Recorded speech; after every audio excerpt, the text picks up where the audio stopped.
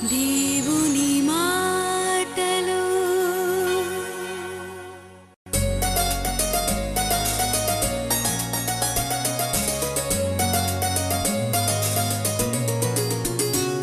నిరాశలను తొలగించి జీవపు మాటలు. మరి ఒక నామం జీవజలపు ఊట. ఎంతమందికి సంతోషం కలుగుతుంది నామాలు వింటుంటే? ఏది హల్లెలూయా గట్టి చెప్పండి. చాలా ఆనందం. దేవుడు ఎవరో తెలుసుకుంటున్నాం అంతే. We are trying to know who God is. దేవుని తెలుసుకున్న కొలది దేవుని మీద నీకు గొప్ప విశ్వాసం పెరుగుతుంది, ప్రేమ పెరుగుతుంది కదా. దేవుడు ఉన్నాడని ఒక ధైర్యం కలుగుతుంది. జీవజలపు ఊట, జీవజలపు ఊట is the fountain of the living waters. ఈ జలానికి జీవం ఉందా? జీవజలం చూడండి. ఒక అద్భుతం ఏంటంటే పరిశుద్ధ గ్రంథంలో జీవము ఆయనే జీవమై ఉన్నాడు. ఆయన జీవం మనలో ఉంది. మనం చదివేది జీవపు మాటలు కలిగిన పరిశుద్ధ గ్రంథం. జీవవాక్యమును మనం అంగీకరిస్తున్నాము, జీవపు మార్గంలో నడుచుకుంటున్నాం. జీవ గ్రంథంలో మన పేర్లు లిఖింపబడి అంత జీవం. Everything is connected to life. Hallelujah చెప్పండి ఒకసారి. అంటే మన తండ్రి జీవము గల దేవుడని, జీవజలపు ఊట అనే పేరు. ఇర్మియా గ్రంథం 2వ అధ్యాయం 13వ వచనంలో ఉంది. ప్రవక్త ప్రవచిస్తున్నాడు దేవుని మాటలు. నా జనులు 2 నేరములు చేసి ఉన్నారు, జీవజలపు ఊటనైనా నన్ను విడిచి ఉన్నారు. తమ కొరకు తొట్లను అనగా బద్దలై నీళ్లు నిలువని తొట్లను తొలిపించుకొనిచున్నారు. నా జనాలు 2 నేరాలు చేసినారు. ఒకటేమో జీవజలపు ఊటనైనా నన్ను విడిచినారు. 2వ నేరం ఏంటంటే వారి కొరకు తొట్లను తొలిపించుకున్నారు, నీళ్లు నిలువని తొట్లను తొలిపించుకుంటున్నారు. అంటే దేవుడు జీవజలపు ఊట. ఆయనని ఆకలి, దప్పిక, దాహం ఇవన్నీ కూడా తీర్చగలడు. మనుషులను ఆశ్రయించేవాడు శాపగ్రస్తుడు అని వాక్యంలో ఉంది. మనుషుల సహాయం వ్యర్థమని ఉన్నది. మనుషులను ఆశ్రయించడం కంటే దేవుని ఆశ్రయించట మేలని ఉన్నది. రాజులను నమ్ముకున్నట కంటే యెహోవాను ఆశ్రయించట మేలని ఉన్నది. ఎందుకంటే దేవుని ఆశ్రయిస్తే నీకే డోకా లేదు. ఇంకా ఎవడు యెహోవా మీద ఆశ పెట్టుకునో వాడే ధన్యుడు. ఎవనికి యాకోబు దేవుడు సహాయుడుగునో వాడే ధన్యుడు. ఒక రోగం వచ్చింది, వైద్యుని ఆశ్రయిస్తున్నావు, వైద్యుడు మందులు రాస్తున్నాడు, నువ్వు ఆ మందులు మింగుతున్నావు, ఆ ట్రీట్మెంట్ అంతా చేస్తున్నావు. కానీ వైద్యుడు కేవలం మందులు ఇస్తాడు, కానీ స్వస్థత ఎవరు ఇవ్వాలి? దేవుడే ఇవ్వాలి. దేవుని స్తోత్రం హల్లెలూయా. నువ్వు డబ్బులు పెట్టి గొప్ప ఇల్లు భవనం కట్టుకోవచ్చు, కానీ ఆ ఇంటిలో ఆ భవనంలో సమాధానం ఎవరు ఇవ్వాలి? దేవుడే. జీవజలపు ఊట. ఆయనలో ఏ కొదవలేదు. నీ బిడ్డలకు జ్ఞానం ఎవరు ఇవ్వాలి? ఆయన. బుద్ధి జ్ఞాన సర్వ సంపదలు ఆయన యందు గుప్తములేదు. కాబట్టి అంటే ఈ లోకరీతిగా ఉన్న అవసరతలన్నీ కూడా తీరిపోతుంది. పరలోక సంబంధమైన ఆశీర్వాదాలైనా ఈ లోకరీతిగా ఉన్న ఆశీర్వాదాలు అన్నీ ఆయనలోనే మిడి ఉందని అర్థం. అందుకే యేసుప్రభు సవాలుగా అంటాడు కదా యోహాను సువార్త 7వ అధ్యాయంలో, ఎవడైనాను దప్పికొన్నేళ్ల వాడు నా యుద్ధ వచ్చి దప్పిక తీర్చుకోవాలి. అంటే ఏ రీతిగా ఉన్న దాహమైనా యేసు ప్రభు దగ్గరనే నీ యొక్క దాహము తీరిపోతుంది. యోహాను సువార్త 7వ అధ్యాయం 37వ వచనం. ఆ పండుగలో మహాదినమైన అంత్యదినమైన యేసు నిలిచి, ఎవడైనాను దప్పికొనిన ఎడల నా యుద్ధకు వచ్చి దప్పి తీర్చుకొనవాలి. నా యందు విశ్వాసం ఉంచి వాడేవాడు లేఖను చెప్పినట్లు వాని కడుపులో నుండి జీవజల నదులు పారునని బిగ్గరగా చెప్పాను. హల్లెలూయా. అంటే తన యందు విశ్వాసం ఉంచేవారు పొందబోవు ఆత్మను గురించి ఆయన ఈ మాట చెప్తున్నాడని మరుసటి వరుసలో ఉంది. పరిశుద్ధాత్మకు చిహ్నంగా ఉంది ప్రవాహ జలం అని, ఆ నీరు అని. అంటే దేవుని యందు విశ్వాసం ఉంచేవారు అంతగా ఆత్మలో తృప్తిపరచబడతారు, పరిశుద్ధాత్మ పూనులైపోతారని. అందుకే ఎవడైనా సవాలన్నమాట. దప్పిక అంటే ఈ లోకరీతిగా ఉన్నని హృదయ వాంఛలు, ఆశలు, కోరికలు. అందుకే కదా సమరయ స్త్రీతో అన్నాడు కదా ప్రభు యోహాను 4:14, ఈ నీళ్లు త్రాగు ప్రతివాడును మరల దప్పికొనను, నేనిచ్చు నీళ్లు త్రాగువాడు ఎప్పుడు నువ్వు దప్పికొనడు, నేను వానికి ఇచ్చు నీళ్లు నిత్య జీవనమకై వానిలో ఊరెడు నీటి బుగ్గగా ఉండనని ఆమెతో చెప్పాను. ఆమె దప్పిక తీరలేదు, దాహమవుతా ఉన్నది. అందుకే ఎంత చక్కగా పాపాత్మురాలకు సమరయ స్త్రీకి యేసుప్రభు బోధి, ఈ నీళ్లు అంటే ఈ లోకం ఇచ్చే నీళ్లు నువ్వు తాగితే మరీ నీకేమవుతుంది? దప్పిక. కానీ నాలో నీకెంత తృప్తి ఉంది, నేను జీవజలాన్ని ఇస్తాను, జీవజలపు ఊటనైనా నన్ను నువ్వు ఆశ్రయిస్తే నీ దప్పిక తీరిపోతుంది, నీ దాహం తీరిపోతుందని అర్థం. మన ఊటలన్నీ ఎక్కడుందండి? ఆయనలోనే ఉంది. దేవునికి స్తోత్రం, హల్లెలూయా. నీకు జ్ఞానం కావాలన్నా జీవజలపు ఊటలోనే ఉంది. నీ ఊట ఆయనలోనే ఉంది.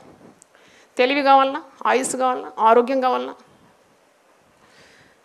నీ అక్కర్లు తీరాలన్నా ఆయనే నువ్వు ఆశ్రయించాలని మనం నేర్చుకుంటున్నాం. నీవు ఆ జీవజలపు ఊటను ఆశ్రయిస్తే నిత్యము ఊరెడు నీటి బుగ్గగా నిన్ను కూడా ఆయన చేస్తాడు. అందుకంటే నా యందు విశ్వాసం ఉంచుము అని కడుపులో నుండి జీవజలపు నదులు పారుతుందంట. దేవునికి స్తోత్రం, హల్లెలూయా. దేవుడు వాగ్దానాల్లో ఒక వాగ్దానము యెషయా 44:2-4 ఉంది. నా సేవకుడగు యాకోబు నేను ఏర్పరచుకున్న యెషూరును. యెషయా 44:2-4. భయపడకుము, నేను దప్పిగల వారి మీద నీళ్లను, ఎండిన భూమి మీద ప్రవాహ జలములను కుమ్మరించేదను. నీ సంతతి మీద నా ఆత్మను కుమ్మరించేదను. నీకు పుట్టిన వారిని నేను ఆశీర్వదించేదను. నీటి కాలువల యుద్ధ నాటబడిన నిర్వంజ చెట్లు గడ్డిలో ఎదుగునట్లు వారు ఎదుగుదురు. ఈ వాగ్దానాలు అన్నీ స్వతంత్రించుకోవాలి. ఇలాంటి వాగ్దానాలు 40 ఎల్లో పేపర్లో పిల్లల కొరకు ప్రార్థించినప్పుడు పొందుకోవాలని పొందుపరిచినాం. అంటే నీ సంతతి మీద నా ఆత్మను కుమ్మరించేదను. నీకు పుట్టిన వారిని నేను ఆశీర్వదించాను. అంటే ఆ జీవజలపు ఆ ప్రవాహము మన మీద, మన సంతతి మీద ఆయన కుమ్మరిస్తాడ. దప్పికొని వారి మీద నీళ్లను, ఎండిన భూమి మీద ప్రవాహ జలములను నేను కుమ్మరిస్తానని వాగ్దానం. ఈ వాగ్దానం ఎత్తిపట్టి ప్రార్థించాలి. దేవా, నువ్వు జీవజలపు ఊటవైనా ఉన్న కొరతలన్నీ నువ్వు తీర్చాలి, నాకు పుట్టిన వారిని నీ ఆత్మతో నింపాలి అని నువ్వు కోరుకోవాలి. దేవునికి స్తోత్రం, హల్లెలూయా. ద్రాక్షావల్లి, మరి ఒక నామం ద్రాక్షావల్లి. I am the true vine. యేసుప్రభు అంటాడు కదా యోహాను సువార్త 15వ, నేను నిజమైన ద్రాక్ష. అంటే కారు ద్రాక్షాలు కాసే ఆ వల్లీలు కూడా ఉన్నాయని అర్థం. అంటే నేనైతే నిజమైన, ఐఎమ్ ద ట్రూ వైన్. ఎందుకు ఈ మాట చెప్పినాడు యేసుప్రభు అంటే యోహాను సువార్త 14లో మనకు తెలుసు. యేసుప్రభు శిలువ మరణం కొరకు సిద్ధపడుతూ ఉన్నాడు. తన శిష్యులను కూడా తయారు చేస్తూ ఉన్నాడు. వారికి ఆదరణగా కొన్ని మాటలు ఇచ్చినాడు. నేను మిమ్మల్ని అనాథులుగా విడువను, నేను మీ వద్దకు వస్తాను. ఇవన్నీ మాటలు చెప్తూ ఉన్నాడు. నా యందు విశ్వాసం వస్తే నాకంటే గొప్ప కార్యాలు మీరు చేస్తారు, మీరు భయపడొద్దని, మీ హృదయం కలవరపడనియొద్దని ఇవన్నీ చెప్పిన తర్వాత 15వ అధ్యాయంకి వచ్చినప్పుడు నేనే నిజమైన ద్రాక్షావల్లి అని చెప్తున్నాడు. నిజమైన ద్రాక్షావల్లి, నా తండ్రి వ్యవసాయకుడు. నాలో ఫలింపని ప్రతి తీగను ఆయన తీసి పారవేయను, ఫలించు ప్రతి తీగ మరి ఎక్కువగా ఫలింపవలనని దానిలోని పనికిరాని తీగలను తీసివేయను. యోహాను సువార్త 15వ అధ్యాయము మనం ఎప్పుడు ధ్యానిస్తాం కదా. ఆయనలో మనం ఉంటేనే మనము ఆయన సత్తువ, ఆయన సారమంతా పొందుకుంటాం. తీగ ద్రాక్షవల్లిలో ఉంటేనే ఆ ద్రాక్షవల్లి ఆ సారమంతా పొందుకుంటుంది, ఫలిస్తుంది. ఆ తీగ ద్రాక్షవల్లికి వేరై ఉంటే ఏమైపోతుంది? ఎండిపోయి ఏం చేస్తుంది? కొన్ని దినాలు అలాగే ఉంటుంది. కొన్ని చెట్లు మనం చూస్తాం కదా, ఒక భాగం అంతా ఎండిపోయి ఉంటుంది. ఏంటి, ఎందుకు ఈ భాగం ఎండిపోయిందని దగ్గర పోయి చూస్తే అది డీలింక్ అయిపోయింది అన్నమాట. ఆ మొద్దు నుండి, ఆ చెట్టు నుండి కొమ్మ వేరైనందుకే అది ఎండిపోయింది. మనం కూడా ప్రభువులోనే ఉండాలి, ఎప్పుడు ప్రభువునందు ఉండాలి. ప్రభు యొక్క శక్తిని మనము పొందుకోవాలి. ప్రభు ఆత్మను కలిగి ఉండాలి. ప్రభు మాటలకు విధేయులు కావాలి. ప్రభు ఆజ్ఞలను మనం తిరస్కరించకూడదు. అప్పుడే మనం ఆయనలో నిలిచి ఉన్నామని అర్థం. తీగ ద్రాక్షావల్లిలో నిలిచి ఉంటేనే అది ఫలిస్తుందని 4వ వచనం, నా యందు నిలిచి ఉండు, మీ యందు నేనును నిలిచి. తీగ ద్రాక్షవల్లిలో నిలిచి ఉంటేనే కానీ తనంతట తానే ఎలాగ ఫలింపదో అలాగే నా యందు నిలిచి ఉంటేనే కానీ మీరును ఫలింపరు. హల్లెలూయా. ఫలిస్తూ ఉంటాం. కుటుంబ జీవితం కానీ, వ్యక్తిగత జీవితం కానీ, సంఘ జీవితం కానీ, దాంట్లో జీవం ఉన్నది కాబట్టి ఆ జీవము వృద్ధిపరుస్తూ ఉంటుంది. జీవం ఉన్నది ప్రతిది కూడా పెరుగుతుంది కదండి. దేవునికి స్తోత్రం, హల్లెలూయా. మన సంఘం పెరుగుతూ ఉంది, మీరు గమనిస్తున్నారా లేదు? కొమ్మ వస్తుంది. ఒక ఆల్ నైట్ అని ఒక కొమ్మ వచ్చింది కదా, మళ్ళీ రేపు 10వ తారీఖు ఏముంది? ఉపవాస ప్రారంభం, ఇంకొక చిగురిచ్చింది అనమాట. అంటే ఈ సంఘం ఏమవుతుంది?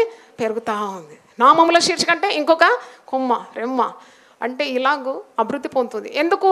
మనలో క్రీస్తు జీవము ఉన్నది. హల్లెలూయా. జీవం లేకుండా ఎలా పెరుగుతుంది? నిజం, ఆయనలో మనం నిలిచి ఉండాలి. సంతోషం ఏంటంటే మన సంఘంలో ఒక కార్యక్రమం అంటూ జరగని దినము లేదండి. ఈరోజు చర్చ్కు హాలిడే అని ఎప్పుడు కూడా తలుపులు వేసామా? మీరు ఎప్పుడైనా తలుపులు తాళం ఉండడం చూసారా? అక్కడ ఆల్ నైట్ అయితే ఉంటే కూడా ఇక్కడ ఒక వ్యక్తిని ఫోన్ దగ్గర పెట్టి ఇది జీవం గల సంఘంగానే ఉందన్నమాట. ఎవరైనా వచ్చిన ఆదుకోవడానికి, మరి ప్రార్థన చేయడానికి, వారికి అడ్రస్ చెప్పడానికి. అంటే 24 గంటల పరిచర్యలో మన సంఘాన్ని దేవుడు వాడుకుంటున్నాడు. అంటే మనము ఆయన యందు నిలిచి ఉన్నాము. దేవునికి స్తోత్రం. తీగ ద్రాక్షావల్లిలో నిలిచి ఉంటేనే అది ఫలిస్తుంది. నీవు కూడా అలాగే నిలిచి ఉండడం అంటే దేవుని విధేయత చూపడం, దేవుని ప్రేమ కలిగి ఉండడం, ప్రార్థన, వాక్యము, సహవాసం, మందిరానికి రావడం, ప్రభు బల్లలో పాల్గొనడం అంటే నిలిచి ఉండడం. అపోస్తలు 4 కార్యాలు చేసినారు కదా. వారు ప్రార్థన యందు, సహవాసమందు, వాక్యమందు, రొట్టె విరిచిటి ఎడతెగక ఉన్నారు అన్నమాట. అలాగే ద్రాక్షావల్లి అయిన క్రీస్తులో నీవు నిలిచి ఉండడం అంటే అదే. 5వ వచనంలో ఉంది కదా, ఎవడు నా యందు నిలిచి ఉండను, నేను ఇవని యందు నిలిచి ఉందును, వాడు బహుగా ఫలించును. 8వ వచనంలో ఉంది, మీరు బహుగా ఫలించడం వల్ల నా తండ్రి మహిమపరచవాడు. ఇందువలన మీరు నా శిష్యులగుదురు. 7వ వచనంలో ఒక గొప్ప వాగ్దానం ఉంది. ద్రాక్షావల్లి అయిన క్రీస్తులో నీవు నిలిచి ఉంటే 7వ వచనంలో గొప్ప వాగ్దానం ఏంటో చదవండి, అందరం కలిసి చదువుదాం.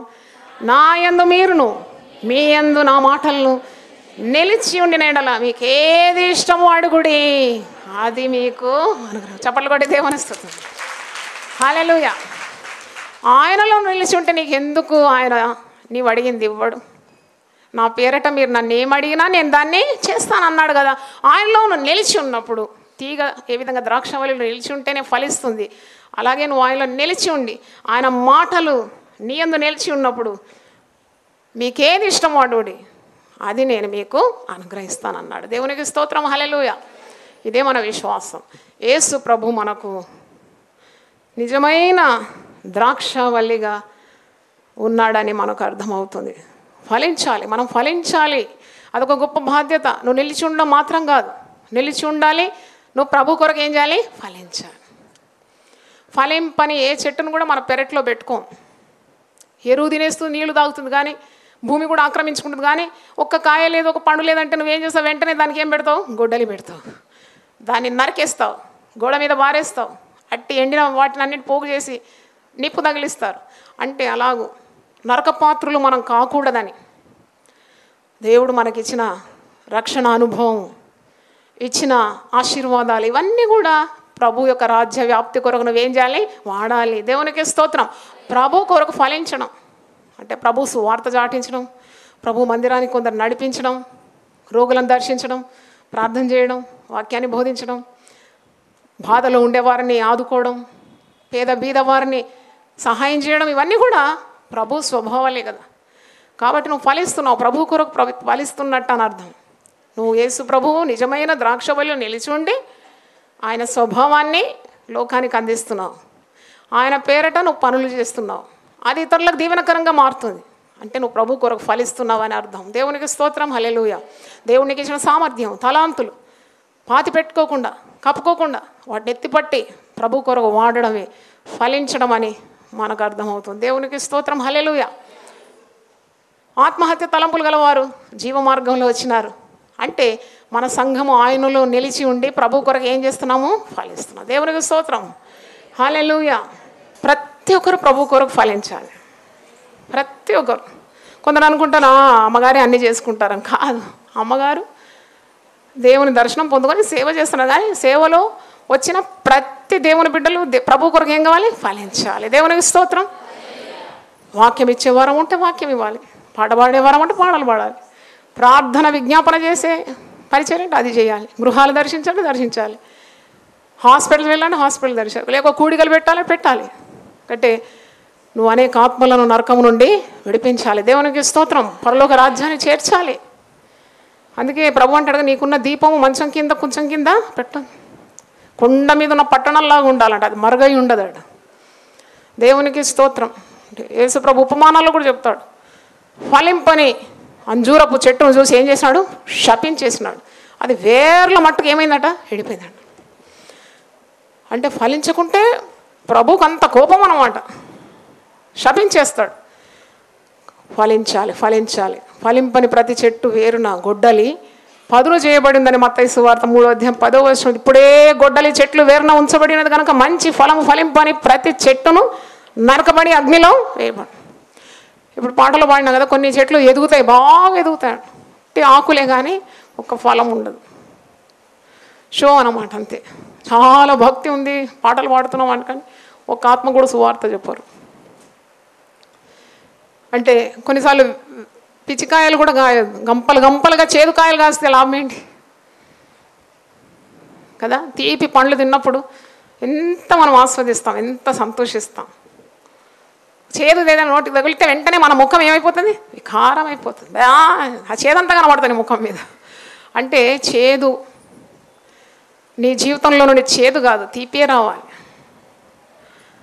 ఇతరులు దీవింపబడాలి. అందుకే అబ్రహాముకు దేవుడు అంటాడు, నిన్ను నేను ఆశీర్వదిస్తాను, నీవు అనేకులకు ఆశీర్వాదంగా ఉందావు. దేవుని స్తోత్రం.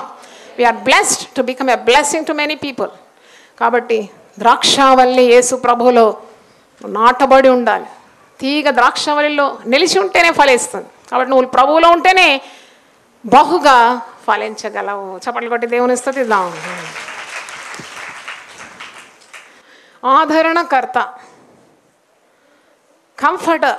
యేసు ప్రభువుకు మరి సిలువ మరణకి ముందు శిష్యులతో ఈ మాట అంటాడు, నేను మిమ్మల్ని విడిచి వెళ్తున్నాను, కానీ నేను వెళ్ళిన తర్వాత మీకు ఆదరణకర్తను తండ్రి అనే దేవుడు అనుగ్రహిస్తాడు.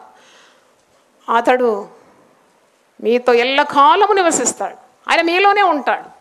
యోహాను సువార్త 14:16 నుండి చూడండి. ఆదరణకర్త, comforter.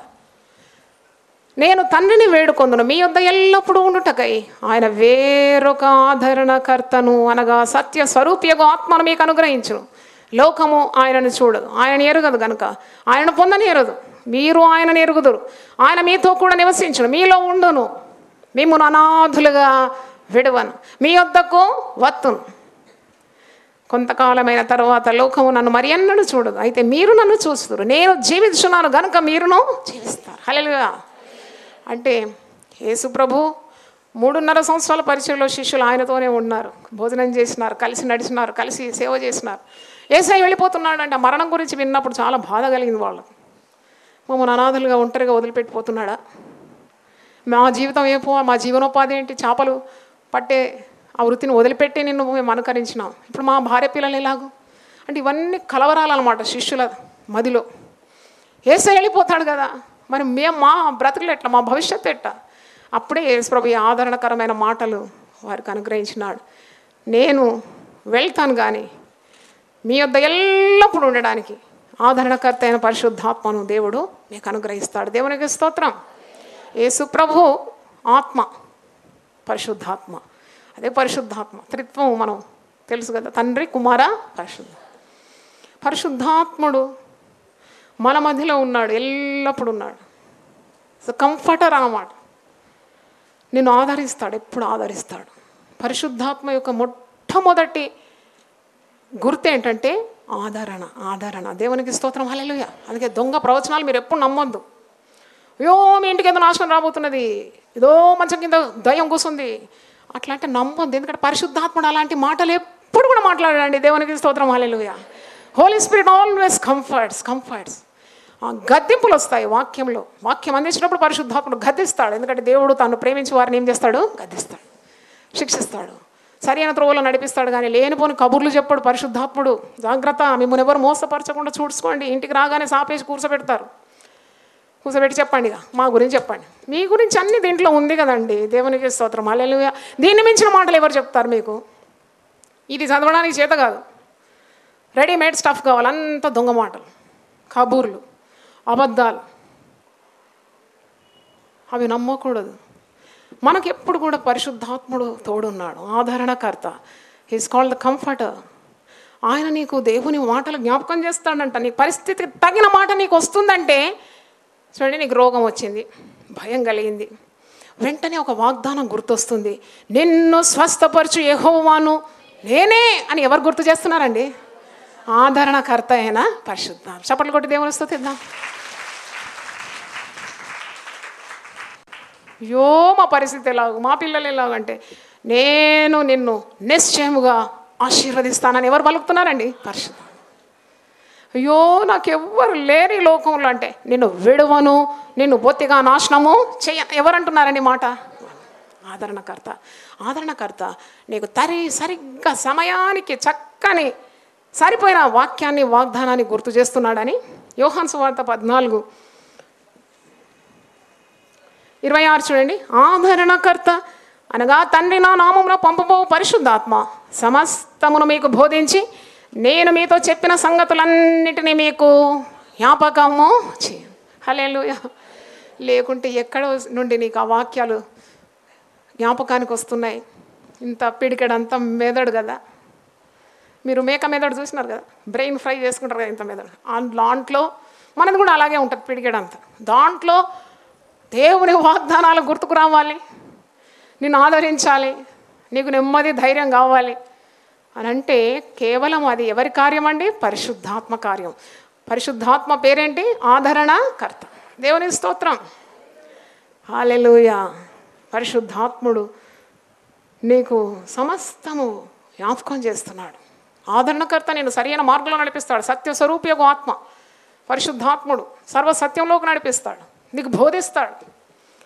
Whispering of the Holy Spirit. చూడండి, గుసగుసలు మాట్లాడతాడు నీతో. చాలా ప్రేమించిన వాళ్ళు మెల్లగా మనతో చెవులో మాట్లాడతారు కదా. ఐ లవ్ యూ అంటారు అనుకో, అంటే నిన్ను ప్రేమిస్తున్నాను. ప్రేమ అంటే చెడ్డదా కదా?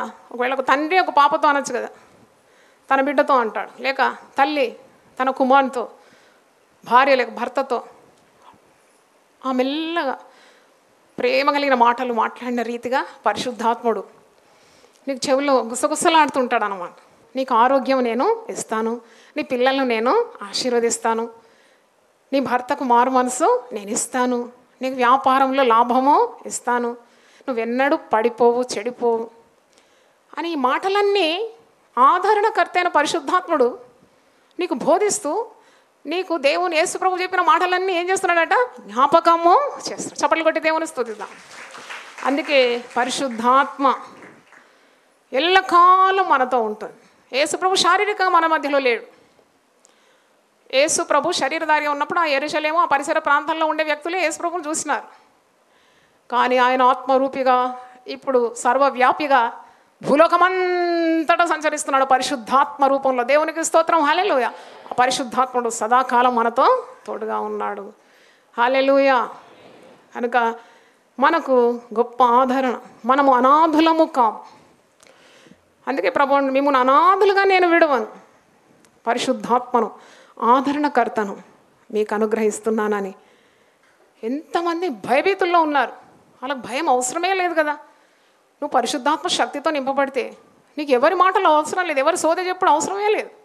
దేవుని మాటలు. దీన్ని మించిన ప్రవచనం ఎక్కడుంది? ఇదే కదా ప్రవచనాల ఘని. ఈ ప్రవచన వాక్యం వినువాడు ధన్యుడు, చదువువాడు ధన్యుడు, గైకొనువాడు ధన్యుడు. హల్లెలూయా. చప్పట్లు కొట్టి దేవుని స్తుతిద్దాం. ఇదే ప్రవచనం, ఇంత మించిన ప్రవచనం వినకూడదు మీరు. దీంట్లో ఉంటేనే నమ్మాలి. చూడండి, అలాగూ ఎన్నెన్నో ఇబ్బందులు ప్రజలకు ఈ అంత్యకాలంలో ఇలాంటి అబద్ధ బోధకులు, అబద్ధ ప్రవక్తలు లేస్తారని వాక్యములు సెలవిస్తుంది. కాబట్టి చాలా జాగ్రత్తగా ఉండాలి. దేవుని యొక్క నామములు మనం ధ్యానిస్తున్నప్పుడు ఆయన స్వభావాలు ఏంటో తెలుసుకుంటున్నాం. ఆయన ప్రేమ స్వరూపి అని, ఆదరణ కర్త అని, జీవజలపు ఊట అని, జ్యోతిర్మయుడకు తండ్రి అని, పరలోకపు తండ్రి అని, ఇంకా ఆత్మ దేవుడని మనం నేర్చుకుంటున్నాం. దేవునికి స్తోత్రం. హల్లెలూయా. ఆయన నిజమైన ద్రాక్షవల్లి. హల్లెలూయా. నేను నామములు పలుకుంటా, రెండు చేతులు ఎత్తి దేవుని స్తుతించి గట్టిగా హల్లెలూయా చెప్పాలి. జీవజలపు ఊట, ద్రాక్షవల్లి, ఆదరణకర్త. తలలు వంచండి, ప్రార్థన చేసుకుందాం. ప్రభువా, ఈరోజు మా అందరితో మాట్లాడినావు. ద్రాక్షవల్లివని, ఆదరణ కర్తవని. ప్రభువా, ఎన్నెన్ని రీతుల్లో మేము నీ స్వభావాలను తెలుసుకున్నాం. ఎండిన భూమి మీద ప్రవాహ జలాన్ని పంపిస్తానన్నావు. మా సంఘం మీద నీ ఆత్మను కుమ్మరించాలని మేము కోరుతున్నాం. టీవీ ద్వారా దేవుని వాక్యం బిడ్డలు విన్నారు, వారి మీద కూడా నీ పరిశుద్ధాత్మను కుమ్మరించండి. శ్రేష్టమైన ప్రతి ఆశీర్వాదం ఇస్తానన్నావు, సంపూర్ణమైన ప్రతి వరం ఇస్తానన్నావు. నా ఇది నిలిచి ఉంటే మీకు ఇష్టమైనదో ఏదో అడుగుడి, నేను అవి ఇస్తానని సెలవిచ్చినావు. కాబట్టి ప్రతి వ్యక్తికి అవసరమైన కార్యాలు మీరు వారి జీవితంలో నెరవేర్చమని మేము ప్రార్థిస్తున్నాం. ప్రభువా, ఫలభరితమైన జీవితం మాకందరికీ దయచేయండి. కుటుంబ సమస్యలుంటే తొలగించండి, ఆరోగ్య సమస్యలుంటే తొలగించండి నాయన, భయభీతులుంటే తొలగించండి. ఓ దేవానికి స్తోత్రం. యవనస్తుల కొరకు కూడా ప్రార్థిస్తున్నాను. కుటుంబాల్లో శాంతి సమాధానాలు దయచేయండి. రక్షణ లేని వారికి మీరు రక్షణ దయచేయండి. పరిశుద్ధాత్మ లేని వారికి నీ ఆత్మను దయచేయండి. సకల ఆశీర్వాదాలతో మమ్మను నింపుమని యేసు నామములో అడిగి వేడుకుంటున్నాను తండ్రి. ఆమేన్. హల్లెలూయా, హల్లెలూయా.